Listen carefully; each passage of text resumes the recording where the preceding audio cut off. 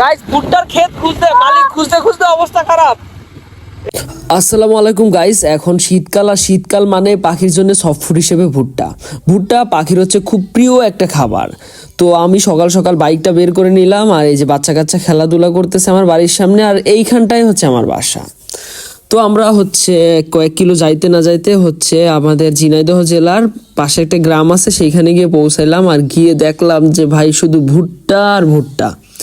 মানে এইখানটায় যে এত পরিমাণ ভুট্টা চাষ হয় সেটা আমি নিজেও জানতাম না। তো যাই হোক, এক ভাইয়ের কাছ থেকে শুনে হচ্ছে ওই ভুট্টার ক্ষেতের মালিকের কাছে যাইতে লাগলাম। কিন্তু ভাই মেইন সমস্যা কি শুনবেন, গ্রাম তো, গ্রামে এই জিনিসটা প্রচুর হয়। কারো বাসা খুঁজতে খুঁজতে অবস্থা খারাপ হয়ে যায়। দেখা যাচ্ছে একজনের বাসায় গেলাম, নাম হচ্ছে তার হচ্ছে রহিম।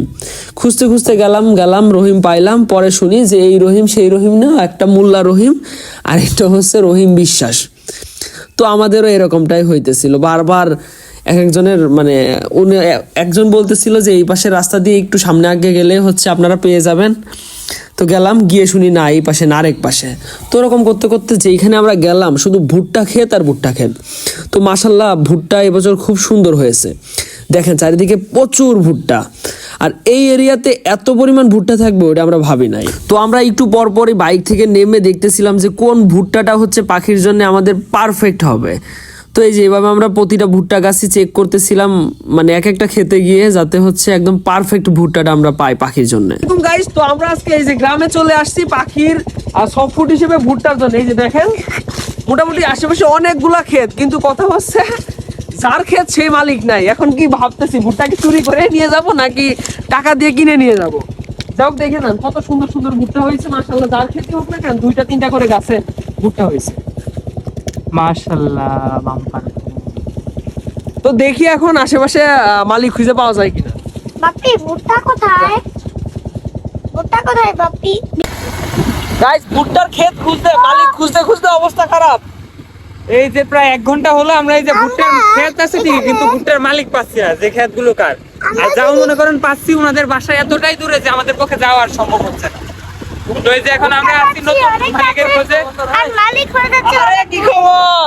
তাহলে আমাদের এই যে আমরা এই জিনিসটার জন্য একদমই প্রস্তুত ছিলাম না। দেখেন কত সুন্দর সূর্যমুখী ফুল। আমরা মানে হঠাৎ করে সামনে পড়লো, তারপরে ভাবলাম যাই ওইখানে গিয়ে কিছু ছবি টবি তুলে আসি। মানে খুব ভাল লাগলো, ফুলগুলা অনেক সুন্দর করে ফুটছিল, আর সাইজও বিশাল বিশাল। ঠিক এই সময় হঠাৎ করে আমার মাথায় আসলো এখানে তো আমার একটা বন্ধুর বাসা আছে। দেন ওরে কল দিলাম, ও আসলো। ও আসার পরে ওর একটা ভাইয়ের ভুট্টা ক্ষেত আছে, উনি আমাদের পুরো ভুট্টা ক্ষেতটা ঘুরে ঘুরে দেখাইলো যে ভাই আপনার কোন সাইজের ভুট্টাটা লাগবে। তারপর হচ্ছে উনি আমাদের ভুট্টা ম্যানেজ করে দিল, বললো যে পরবর্তীতে মানে যেই ভুট্টাই লাগুক না কেন ওনার সাথে যোগাযোগ করতে। তো আমাদের মোটামুটি ম্যানেজ হয়ে গেল। ভুট্টা নিছো? আর এই যে এরই মধ্যে পিচ্ছি তো ব্যাপক খুশি। আমার ভাই তাইফ, ও তো মানে কি বলবো, ভুট্টা পেয়ে অনেক খুশি। হেলমেট পরে ও হচ্ছে ভুট্টা আনতে গেছিল। তো এখন হচ্ছে আমরা রাস্তায়, আমরা হচ্ছে টোটাল এই যে 2 পিস ভুট্টা ম্যানেজ করছি। এই যে এইটা একবারে ছোট, আর এই যে এটা হচ্ছে বড়। এখন দুইটাই নিয়ে দেখবো যে পাখি আসলে কোনটা খায়। তো আমরা হচ্ছে এই যে যার কাছ থেকে ভুট্টা নিয়েছি ওই ভাইয়ের সাথে কথা বলছি। উনি এখন থেকে প্রতি সপ্তাহে বা প্রতি 10 দিন 15 দিন পর পর আমাদের ভুট্টা দিয়ে যাবে। এই যে এই হচ্ছে আমাদের ভুট্টা। তো চলেন আমরা হচ্ছে খামারে গিয়ে দেখি আমাদের পাখি আসলে কোন ভুট্টাটা বেশি আগ্রহ সহকারে খায়। তো আমরা বাসায় আসতে না আসতে হচ্ছে আগে পাখিগুলাকে ভুট্টাটা ছুলে দেওয়ার ব্যবস্থা করতেছিলাম। তো আমরা দুই ভাই হাড্ডাহাড্ডি লড়াই করতেছিলাম কে কত তাড়াতাড়ি ছুলতে পারে ভুট্টাটা। তো যাই হোক, একটা জিনিস অবাক লাগলো যে একটা ভুট্টায় যে এতগুলা উপরে স্তর থাকে ওইটা আমি জানতাম না। আমি ভাবছিলাম যে ভুট্টাটা হয়তো অনেক মোটা হবে, কিন্তু শুধু দেখতেছিলাম এরকম পাতা পাতা পাতা, মানে শুধু এইগুলা। যাই হোক, আমরা ভুট্টাটা ভালো মতো ছুলে নিলাম। আর আমি একটা কথা বলে রাখি, আমার পাখিকে এর আগে আমি কোনোদিন হচ্ছে ভুট্টা দিইনি, এটা ফার্স্ট টাইম। কারণ কি ইদানিং দেখতেছিলাম অনেক গ্রুপে হচ্ছে প্রচুর পরিমাণে সবাই বলতেছিল যে আপনার পাখিকে ভুট্টা খাওয়াবেন, আর ভুট্টা নাকি খুবই পুষ্টিকর। আপনাদের বাসায় যাদের হচ্ছে পাখি আছে তারা অবশ্যই হচ্ছে পাখিকে ভুট্টা খাওয়াবেন। তো আমি প্রথমে হচ্ছে ভুট্টাগুলোকে এরকম স্লাইস করে ছোট ছোট করে কেটে ওই যে প্রথমে যে যে ফ্লাইং কেসটা আছে ওইটাই দিলাম। দেন আমার যে গ্রিন ফিশার লাভবার্ডের পাখিকে দিলাম, তারপর হচ্ছে ইয়েলো ফিশারকে দিলাম, তারপর এই যে পাশেরটা হচ্ছে ইউইং আছে ওইটাকে দিলাম, আর এখানে পার ব্লু আর ইউইং এর একটা জোড়া আছে ওইটাকেও দিলাম।